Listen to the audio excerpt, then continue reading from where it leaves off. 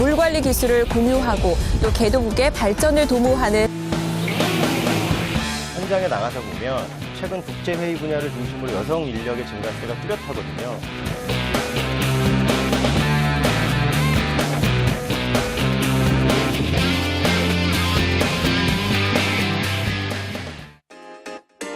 안녕하세요. 마이스 광장 장선영입니다. 2012년 한 해가 지나고 있습니다. 올 한 해 열렸던 마이스 관련 행사들을 정리해보는 시간을 갖도록 하겠습니다. 오늘 이 시간은 마이스 광장을 시작을 함께 해주셨던 분이죠. 한경닷컴 유정호 기자와 함께합니다. 안녕하세요. 네, 안녕하세요. 네, 오랜만에 봬요. 네, 오랜만입니다. 네, 그동안 이 마이스 현장을 누비셨다고 들었는데요. 네. 2012년에는 행사도 참 많았잖아요. 예. 어떻게 보내셨나요? 올 2012년이 정부가 지정한 한국 컨벤션의 해였거든요. 네. 그러다 보니까 행사 너무너무 많고 해서 취재 현장에서 정신없이 보냈습니다. 올 한 해 마이스 산업 참 많이 발전한 것 같은데요. 네. 어마어마한 숫자의 행사도 또 열렸고요. 그죠? 네. 그 지난 5년 새 우리나라가 국제회의 개최 건수로 네. 세계 12위에서 6위까지 올라왔거든요. 굉장한 지금 성장세인데요. 이 세계가 마이스 비즈니스의 최적지로 대한민국을 주목하고 있다. 이렇게 볼 수 있을 것 같고요. 그러다 보니 서울, 경기뿐 아니라 부산, 제주, 고향, 지방 도시들까지도 마이스 관련된 행사들이 너무너무 많이 열렸던 한 해였던 것 같고요. 네. 국제회의와 미팅, 관광까지 연계를 하다 보니까 국격도 올라가고 관광객도 늘어나서 최근에는 1,000만 관광객, 외래 관광객이 1,000만을 넘기는 그런 성장세를 보였습니다. 1,000만이라는 숫자에 참 듣기만 해도 참 뿌듯한 것 같은데요. 특히 올 한 해는 G20이나 또 해관보 정상회의 같은 굵직한 행사들이 더 많이 열렸던 한 해가 아니었나 싶습니다. 자, 올 한 해 열렸던 행사들은 어떤 것들이 있는지 지금부터 한번 정리해 보겠습니다.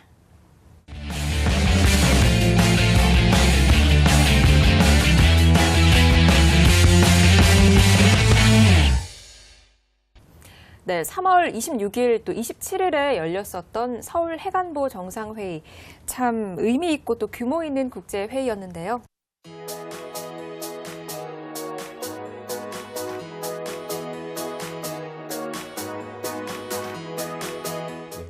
선영 씨, 해관보라는 말 하면 어떤 것들이 좀 떠오르세요?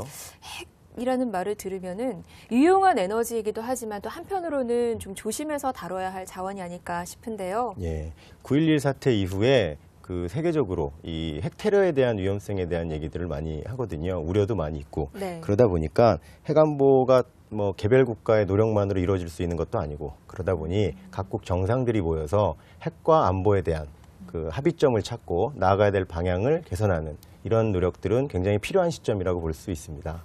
네, 해관보 정상회의가 개최됐을 당시에 저희 마이스 광장도 현장을 찾았었는데요. 해관보 정상회의를 치렀던 이 코엑스 현장이 G20이나 아셈에 이르기까지 모든 것을 성공적으로 치러내면서 마이스 그랜드 슬램이라는 타이틀도 또 거머쥐기도 했었죠. 이때 당시에 해관보 정상회의를 성공적으로 유치하기 위해서 뒤에서 힘써주신 분들도 참 많았던 것 같은데요. 오늘은 배성대 코엑스 행사장 조성 팀장과의 만남부터 다시 한번 만나보시죠. 정상회의 준비를 하다 보면 정상들하고 관계된 이런 기억에 남는 일, 어려운 일, 이런 것들이 있으셨을 것 같은데요. 기억나시는 거 좀 있으세요? 너무나 중요한 일이 정상회의라는 특수성이 좀 있어요. 일반 국제회의하고 그 특수성 중에서 가장 큰 게 첫 번째는 이제 보안 유지입니다. 보안 유지. 그리고 이 보안 유지는 저희들도 처음에는 이제 교육을 많이 받았어요. 국정원한테도 교육받고 공무원한테도 교육을 받았는데 처음에는 사실 저도 이제 대수롭지 않게 생각했죠. 이건 너무 심하게 얘기하는 줄 알았는데 이해를 하고 나니까 너무나 중요한 부분 중에 하나가 보안 관리예요. 그러니까 저희가 조성하는 이 공간에 대한 도면, 그 안에 보면 동선들이 다 나와 있고 그런 부분들이 만약에 오픈이 돼서 사전에 나간다 그러면 심하게는 외국에서 안 돌 수 있다. 이렇게 해도 저희가 할 말이 없는 거예요. 그러니까 어느 나라라도 각국의 정상들에 대한 보안 관리는 철저히 해주는 게 이제 규약으로 좀 돼 있더라고요. 행사를 운영하다 보면 보통 주최 장소와의 긴밀한 커뮤니케이션, 이게 행사의 성패를 좌우하는 경우가 많은데 혹시 매뉴얼 같은 게 따로 있으신가요? 핵심적인 게 있다면 뭐가 있을까요? 이렇게 표현하면 어떻게 할지 모르겠는데 사실은 저희가 일을 하면서 매뉴얼을 만들어 놨어요, 지금. 그러니까 이번에 같은 경우는 작년에 G20을 하고 난 다음에 저희가 일했던 모든 과정들을 다 매뉴얼을 만들어서 그게 토대가 되니까 올해는 좀 더 좀 더 깊게, 좀 더 디테일하게 이제 일할 수 있는 그런 여유가 좀 생긴 거죠. 예. 그리고 그 외에 이제 조성 업무 외에 이제 뭐 보안 매뉴얼, 그다음에 운영 매뉴얼 이런 매뉴얼들을 다 만들어 놨고 저희뿐만이 아니고 그다음에 정부는 정부 차원에서 준비하는 과정에서 각종 매뉴얼들이 이제 다 축적이 된 거죠. 네, 해관보 정상회의라고 하면은 이 안보 분야에서는 최고의 국제회의잖아요. 우리나라에서 개최했다는 것만으로도 상당한 큰 의미가 있을 것 같은데. 네, 서울 해관보 정상회의가 우리나라에서 주최되면서 그 국제적으로 안보와 경제 양 분야에 대한민국의 위상이 다시 한번 확인할 수 있는 그런 계기가 됐는데요. 잘 아시다시피 한반도를 둘러싼 국제 정세에 대한 부분이 리스크가 많고 굉장히 불안정하다라는 의식들이 많이 있었는데 핵과 그리고 안보에 대한 각국 정상들이 모인 회의가 대한민국에서 개최되면서 그 두 가지 토끼를 다 잡을 수 있는 그런 의미 있는 행사가 되지 않았나 싶습니다.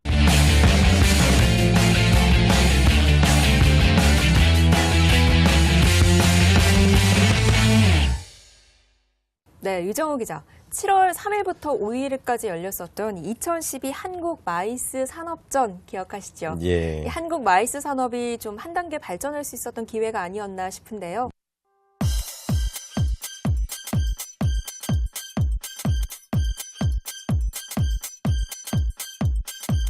마이스가 무엇의 약자인지 기억하시죠?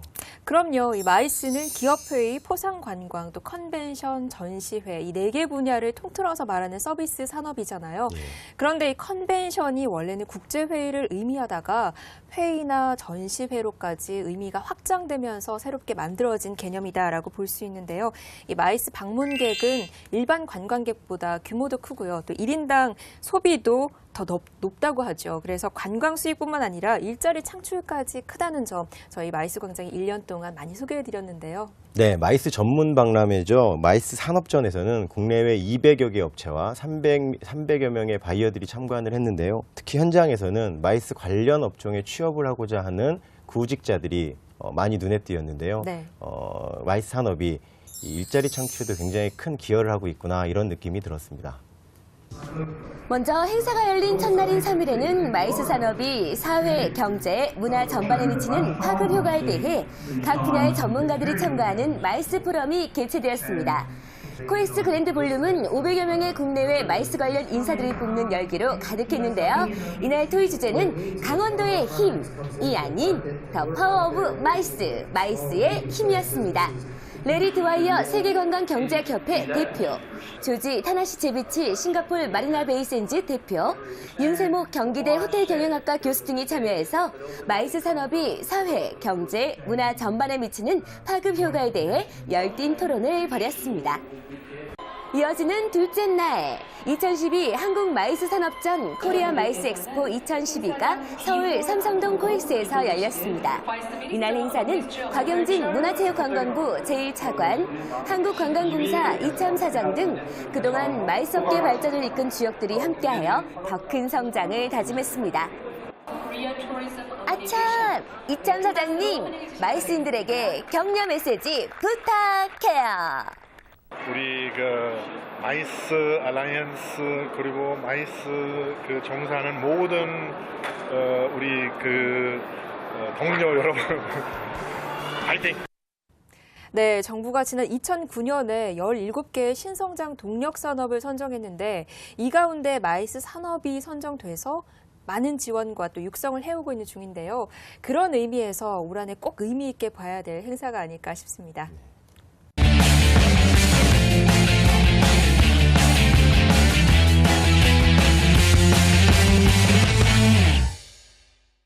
네, 다음으로 살펴볼 곳은 살아있는 바다, 숨쉬는 연안을 주제로 했던 곳이죠. 전남 여수에서 개최됐던 2012 여수 세계 박람회 살펴보지 않을 수가 없는데요. 여수 밤바다 이 조명에 담긴 아름다운 여수 엑스포가 1993년 대전 엑스포에 이어서 19년 만에 개최된 두 번째 인정 박람회라는 거 아시죠? 네. 네. 5월 12일부터 8월 12일까지 여수 신항 일대에서 93일간 일정으로 치러졌는데요. 네, 여수시가 이렇게 세계 박람회를 유치하기 위해서 많은 공을 들였다고 하던데요. 그 뒷이야기도 참 흥미로웠죠. 네, 여수시는 1997년 세계박람회 유치부터 돌입을 했었는데요. 2002년에 등록 박람회였던 2010년 세계 박람회 유치를 하기 위해서 힘을 기울였어요. 네. 그러다가 중국 상하이에 밀려서 당시 고배를 마셨던 기억이 있습니다. 이후 2006년 5월 달에 국제 박람회 기구에 또다시 유치 신청서를 제출을 했고 2007년 11월 27일 총회를 통해서 140개 회원국이 2차 투표까지 갔죠. 모로코의 탕헤르를 경쟁이었던 모로코의 탕헤르를 제치고 네. 유치에 성공한 스토리를 가지고 있습니다. 네, 온 국민의 뜨거운 기대와 관심을 받았던 이 여수 세계 박람회, 고성만 여수 세계 박람회 조직위 총감독과의 만남 지금 다시 한번 만나보시죠. 이른바 전시의 융합화, 컨버전스화를 시도해보자. 모든 자매 예술과 만나고 모든 자매 기술과 만나고 우리나라의 최고의 IT와 어떻게 접합을 하는가. 컨버전스가 갖고 있는 기술들은 얼마만큼 그야말로 화학적인 융합을 이루느냐가 난 최대의 관점이라고 보는데 체험이 굉장히 많고요. 퍼포먼스도 굉장히 많이 만들려고 애썼고요.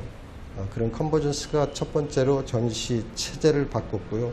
그 다음에는 이른바 내가 이 풀샷 전시라는 표현을 썼습니다. 그 무슨 따로 이렇게 그게 그렇게 용어로 화된 거는 아닙니다. 총감독 입장에서는 사실 10손가락 깨물어서 어느 손가락 하나 아프지 않겠습니까? 다 귀하겠지만 특별히 어떤 애착이 가거나 아니면은 꼭 이건 좀 보여주고 싶다, 봤으면 좋겠다 하는 그런 공간이 있다고 그러면은 여수 엑스포가 가장 대표적으로 내놓은 그 4대 프로젝트 큰 컨텐츠가 있습니다. 그 40m짜리 크기의 비고가 최고의 멀티쇼를 하죠. 영상이 잡히고 거기에 따라서 조명과 모든 특수 효과가 멀티쇼가 이루어지는 그 비고가 있고요. 그것은 뭐 평생 놓쳐서는 안 될 만한 중요한 컨텐츠죠. 그리고 난 다음에 EDG라고 해서 엑스포 디지털 갤러리라고 해서 280m짜리 한 프레임으로 280m가 이루어지고 가로로는 30m짜리 초대형 LED 스크린이 있습니다. 그 사이즈에 어떤 영상이 흘러가느냐에 따라서 굉장히 독보적인 위치를 차지하고 있고요. 최고의 소리를 내는 아름다운 파이프 오르간이 있는 스카이타워가 있고요.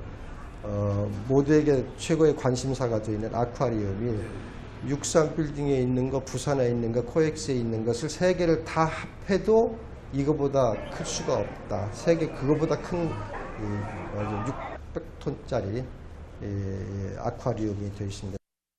네, 고성만 총감독을 만나보면서 이 행사를 좀 더 깊이 있게 들여다볼 수 있었던 것 같은데요. 네. 온 국민의 눈과 귀를 즐겁게 해줬던 행사가 아니었나 싶어요.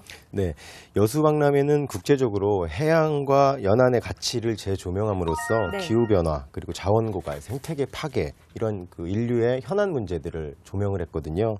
특히 앞서서 열렸던 포르투갈의 리스본이나 스페인의 사라고사 등에서도 바다를 주제로 열리긴 했었습니다. 하지만 바다를 전시장 자체로 활용한다는 데 봐서는 세계 박람회 사상 처음으로 바다 전체를 전시장으로 활용한 케이스라는 데 의미가 크다고 볼 수 있겠습니다. 여수하면은 한국의 나폴리라고도 불리는 곳이잖아요. 참 아름다운 곳인데 이런 도시에서 세계적인 박람회가 개최됐다는 것은 여수가 국제도시로 한 걸음 도약할 수 있었다는 얘기가 아니었나 싶습니다.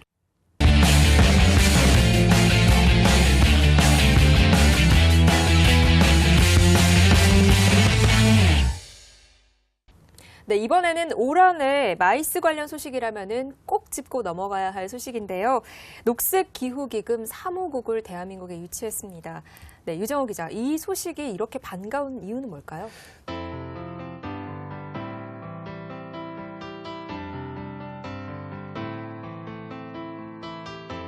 네, 그렇습니다. 인천 송도에 국제기구죠. 이 GCF 사무국이 들어서게 됐는데요. 네. 우리나라에서 사실 이런 규모의 국제기구의 사무국이 들어온 게 처음입니다. 그런 의미에서 반가울 수도 있지만 또 하나는 국제기후기금이 자체가 지구에 빠르게 변화하는 그 기후에 대한 문제점들과 네. 그리고 환경을 지키자는 취지에서 만들어졌기 때문에 세계적인 화두인 녹색 성장에 가깝거든요. 그러다 보니 세계 많은 나라들이 참여하고 있고 그러다 보니 환경 분야의 세계 은행이라고 불릴 만큼 권위 있는 그런 조직이다라는 데 의의가 있다고 볼 수 있습니다. 그런데 다른 나라에서도 유치 경쟁이 심했다고 들었는데요. 네, 독일, 스위스, 폴란드, 멕시코, 나바위아까지 5개 국가가 경쟁 상대였는데요. 독일은 기후변화 방지를 위해서 큰 돈을 기부하는 나라로 유명하기도 하고요. 네. 스위스는 잘 아시다시피 국제기구의 나라라고 불릴 만큼 굉장히 경쟁력 있는 나라죠. 그런데 우리나라가 선택된 데는 이유가 있지 않을까요? 네, 이 국제기구 사무소가 설치되는 데는 여러 가지 그 심의의 기준이 있는데요. 먼저 가장 큰 부분이 인프라 부분입니다. 그러니까 인프라 부분은 국제기구가 들어오게 되면 먹고 자고 하는 의식주에서부터 금융, 교육, 교통에 이르기까지 그 기반 인프라 구성이 굉장히 잘 돼 있어야 되거든요. 거기다가 또 하나가 주변 국가와의 관계, 이런 정세 관계들이 굉장히 중요하게 작용했다고 볼 수 있습니다. 네, 그런 의미에서 본다면은 이 대한민국의 마이스 가능성을 좀 살펴볼 수 있었던 계기가 아니었나 싶은데요. GCF를 유치하면서 경제적인 파급 효과도 상당하다고 들었습니다. 정확하게 산출하기는 어렵지만 KDI 한국개발연구원 조사에 따르면 GCF가 1,900명 이상의 고용 창출 효과를 포함해서 연간 3,800억 원 규모의 경제적 파급 효과가 있다는 것으로 보고 있습니다. 또 인천발전연구원이 발표한 결과에 따르면요, 사무국 주재원을 500명 기준으로 보는데 연간 1,717억 원의 지역 경제 파급 효과가 있다라고 알려졌고요. 네. 내년에 300명에서 500명 수준으로 운영될 만한 그 주재원 수가 2020년에는 8,000명 이상까지 늘어날 것이다라고 내다보고 있습니다. 특히 이제 연간 120차례의 GCF 관련된 회의들이 열린다고 하는데요. 네. 이 회의가 열리는 동안에 인천 송도에는 매년 수십만 명 이상이 송도에서 머무는 외국인들 포함해서 이런 결과를 낳을 수 있을 거라고 기대를 해봅니다. 네, 제가 참 뿌듯한데요. 마이스 광장은 GCF 사무국 이 송도 유치 소식을 듣자마자 관련 인물을 만나서 인터뷰를 했습니다. 정홍상 기획재정부 대외경제협력관을 통해서 GCF 사무국 그 뒷이야기들을 확인할 수 있었습니다. 순차적으로 하면서 한 나라씩 그 최저 득표 국가를 떨어뜨리는 식으로 진행을 했습니다.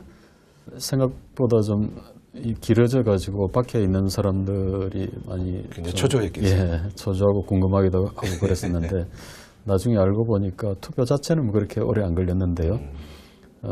그 이제 발표 문안을 이제 한 페이지 정도 그 기자들한테 발표하는 문안, 공식 그 발표 문안을 어떻게 발표하느냐 그거 가지고 이제 좀 많이 논의가 있었다 그럽니다.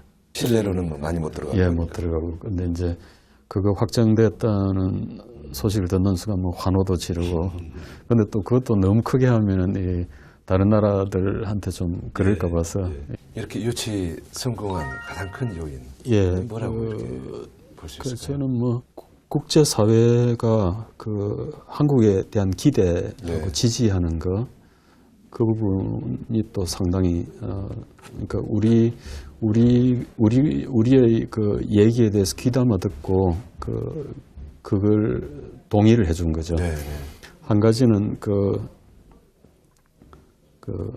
한국이 이제 G20나 해관부 정상회의 뭐 이런 거 하면서 그다음에 한국이 이제까지 경제 발전해왔던 거 보니까 한국이면 잘할 수 있겠다. 예, 그런 생각들이 많이 있습니다. 개도국 입장에서는 개도국의 어려움이나 처지를 제대로 이해할 수 있는 나라는 한국인 거죠. 독일이나 스위스 같은 나라는 절대 그렇게 못하거든요. 네, 그렇죠. 네, 운용기금의 규모만 8천억 달러, GCF 사무국을 유치하면서 대한민국의 국격을 높이는 것은 물론이고요. 또 평창 올림픽의 100배, 연간 3,800억 원의 경제적 효과를 가져온다고 하니까 앞으로를 더 기대해봐도 좋을 것 같습니다.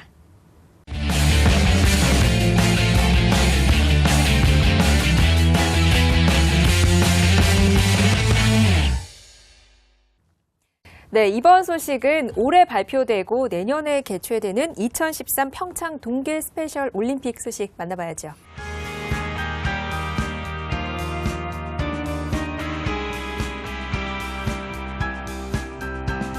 네, 전 세계 지적 장애인들을 위한 국제 스포츠 대회죠. 2013 평창 동계 스페셜 올림픽이 세계 120개국 3,300여 명의 선수단이 참가한 가운데 내년 1월 29일부터 2월 5일까지 강원도 평창과 강릉 일대에서 열립니다. 네, 스페셜 올림픽이라고 하니까 무언가 좀 특별해 보이는데요. 일반적으로 알고 있는 동계 올림픽과는 어떤 차이가 있나요? 진짜 이 가치적으로 봤을 때 스페셜한 올림픽인데요. 네. 이 스페셜 올림픽은 존 F 케네디 대통령의 여동생이죠. 유니스 케네디 여사의 제안으로 1968년 처음 개최를 했는데요. 1975년부터 해마다 4년마다 개최를 하고 있습니다.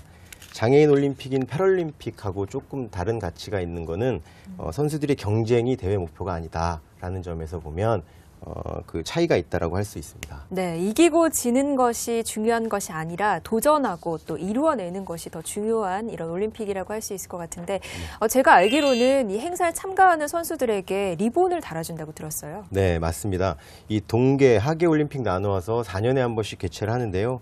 올림픽과 장애인 올림픽 더불어서 국제올림픽위원회가 인정하는 3대 올림픽으로 인정받고 있습니다. 이 올림픽 가치의 완성본이라는 측면에서 성숙한 국민적 관심이 어느 때보다 필요한 대회인 것 같습니다. 하지만 다른 올림픽에 비해서는 상대적으로 관심을 좀 덜 받고 있는 분야이기도 하죠. 네. 마이스 광장은 2013 평창 동계 스페셜 올림픽 현장을 만나봤습니다. 이 행사가 지니는 의미를 저희 마이스 광장과 함께 확인해 보시죠.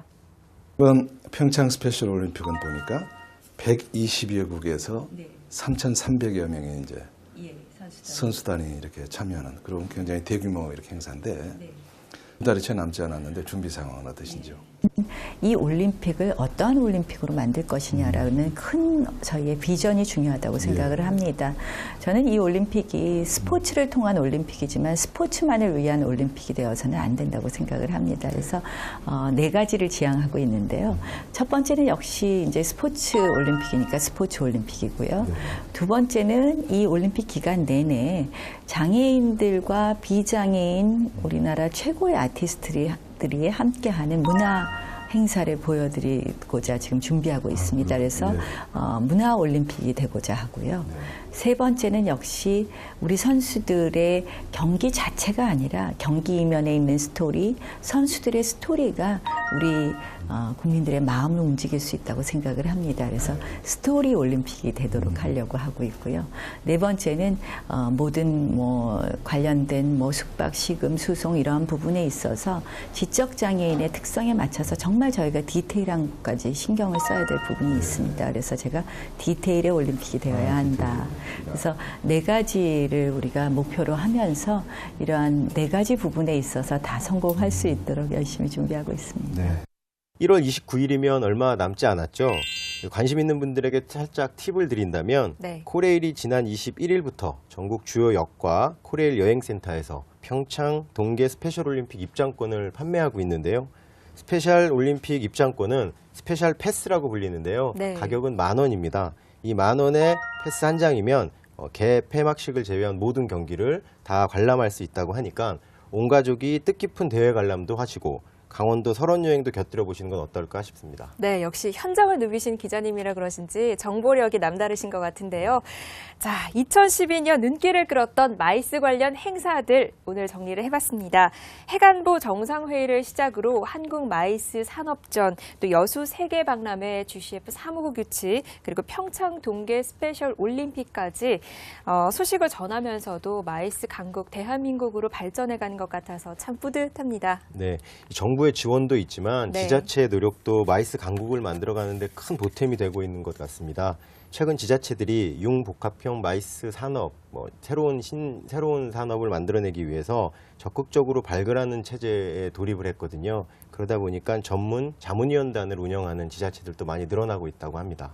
정부의 지원과 지자체의 개발 노력, 또 여기에 국민의 응원까지 곁들여진다면 이 대한민국에서 마이스 산업이 더욱더 쭉쭉 뻗어나갈 수 있지 않을까 싶은데요.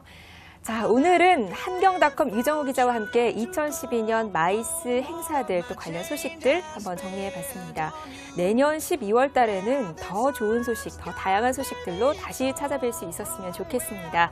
마이스 광장도 1년 동안 더 열심히 노력하겠습니다. 저희는 다음 주 이 시간에 다시 찾아오겠습니다. 오늘 함께해 주신 유정우 기자 고맙습니다.